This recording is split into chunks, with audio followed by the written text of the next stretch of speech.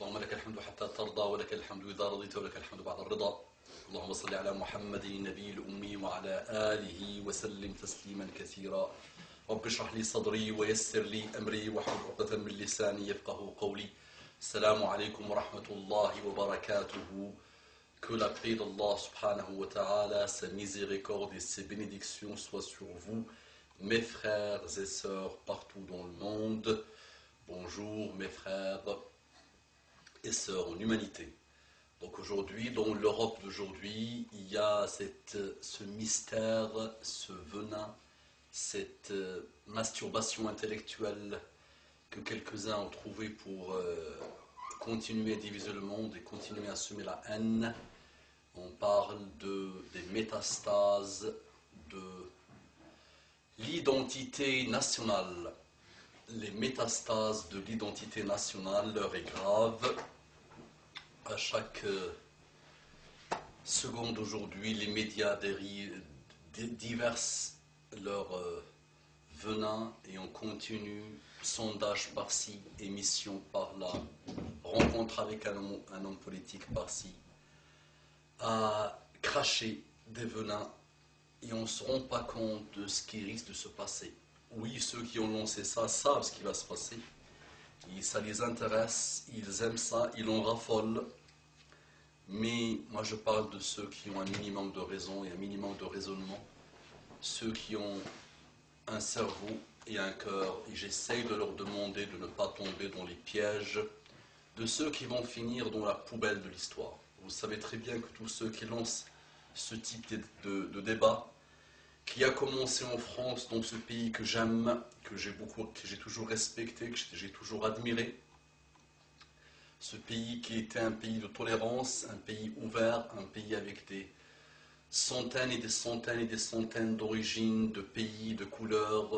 On trouve tout type de personnes, tout type d'expérience, tout type d'origine, et c'est des gens qui ont toujours fait la grandeur de la France. Mais depuis quelques années, un petit nain qui n'arrête pas de sautiller, qui est beaucoup plus dangereux que le Front National. Vous savez, le Front National est clair, il dit ce qu'il pense, il dit haut tout ce que pas mal de monde pense bas. C'est ça, hein, le Front National est direct. Sachant que je n'ai aucune admiration, ni respect, ni affection pour ce groupe, mais il y a des gens comme ça existe. Mais au moins ils disent ce qu'ils ont dans la tête ou d'une manière directe, et souvent imbécile, et souvent maladroite, et souvent conne. Par contre, le petit nain qui n'arrête pas de sautiller, il a commencé en disant on va nettoyer la banlieue avec de Karcher, il a continué sur sa lancée, petit à petit. Ça avait commencé avant lui, par le Jacques, le pauvre, qui est en train de payer aujourd'hui ce qu'il a semé, qui va lui aussi malheureusement finir dans la poubelle de l'histoire. Ça avait commencé par la commission Stasi, où on a demandé l'avis de tout le monde, sauf les principales concernées, et on a fini par convaincre tout le monde que le hijab est une soumission, alors que les putes et de soumises sont ailleurs, et remplissent le monde. Mais quand la femme musulmane veut commencer à cheminer vers le chemin de la chasteté, vers le chemin de l'honneur, vers le chemin de la soumission à Dieu, on lance la commission Stasi, on a invité tout le monde à parler. Donc ça a commencé par ça, puis par le Karcher, puis par d'autres choses. Et là, jusqu'à on arrive aujourd'hui à ce mystère qui s'appelle l'identité nationale. Et vous savez très bien, ceux qui étudient l'histoire, ceux qui n'ont pas le syndrome de la mémoire de l'oubli, vous savez qu'il y a un syndrome de la mémoire de l'oubli.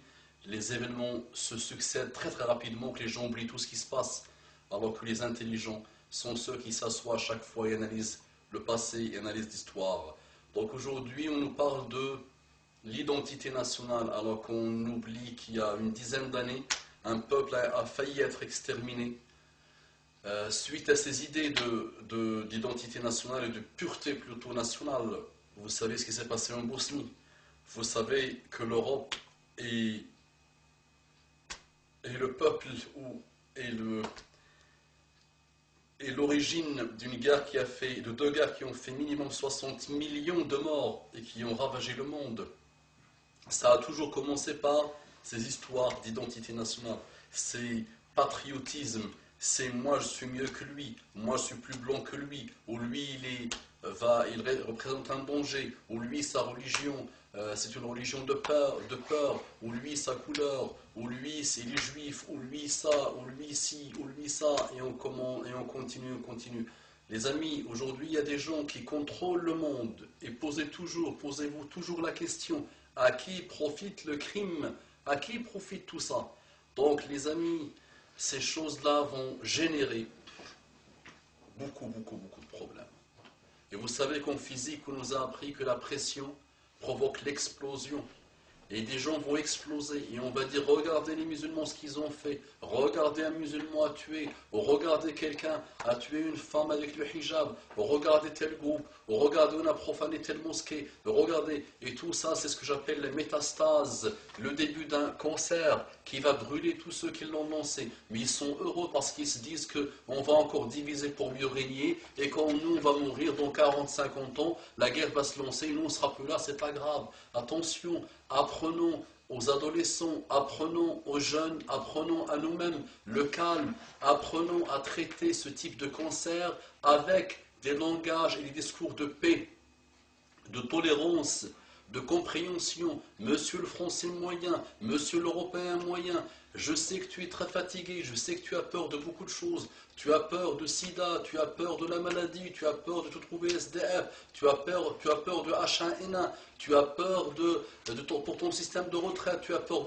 pour beaucoup de choses. Et on te rajoute le petit nain et sa bande t'ont rajouté d'autres peurs malheureusement. Et la plus grosse peur qu'ils sont en train de te mettre dans le cerveau, c'est la peur de l'islam et des musulmans. N'oublie pas mon frère en humanité que ce musulman est ton voisin. Ce musulman c'est lui qui a bâti la France et l'Europe. C'est lui qui a bâti les autoroutes, c'est lui qui a bâti les universités, c'est lui qui a bâti, c'est lui qui a fait tous les travaux que tu ne voulais pas faire, ou que tes grands-parents ne voulaient pas faire, et aujourd'hui il finit dans les foyers, il est en train de mourir dans les foyers. Et ces enfants, qui sont malheureusement complètement déboussolés, qui font des bêtises, qui explosent eux-mêmes de temps en temps, qui sont complètement à côté de la plaque, qui n'ont aucun niveau d'études pour la grande majorité, on ne les retrouve pas dans les écoles d'ingénieurs, on ne les retrouve pas du tout dans le journalisme, dans les endroits où on peut les trouver, malheureusement à cause d'un système qui a voulu tout ça. Et aujourd'hui on te dit, ces musulmans-là, qui en plus sont très très loin de l'islam, c'est même pas ça l'islam, on te dit, c'est le danger, on te dit regardez leur burqa, on te dit regardez leur niqab. Monsieur, français moyen, sur la France, on dit qu'il y a entre 6 millions et 10 millions. La statistique mensongère, c'est 5 millions. Ok, il y a 5 à 6 millions, on va dire, allez, 6 millions de musulmans en France. Combien représentent les femmes qui portent le niqab? Et vous savez très bien que toutes les statistiques ont démontré que c'est des femmes converties. Qui leur a imposé ça? Qui leur a imposé le niqab? C'est leur façon de voir les choses. Et ils ont évolué vers cette chose-là. Que Dieu guide tout le monde, que Dieu les affermisse s'ils veulent. Mais monsieur le Français moyen, monsieur l'Européen moyen, là on va directement vers les guerres. Et crois-moi que ça va brûler tout le monde. Ça ne va pas brûler une race ou une autre, ça va brûler tout le monde. Et vous savez que la guerre, lisez l'histoire, ce qu'elle fait. Donc là on a posé les germes, on a posé les graines d'un cancer qui va finir par brûler tout le monde si on ne se pose pas, si on ne se respecte pas. On a tellement de choses en commun.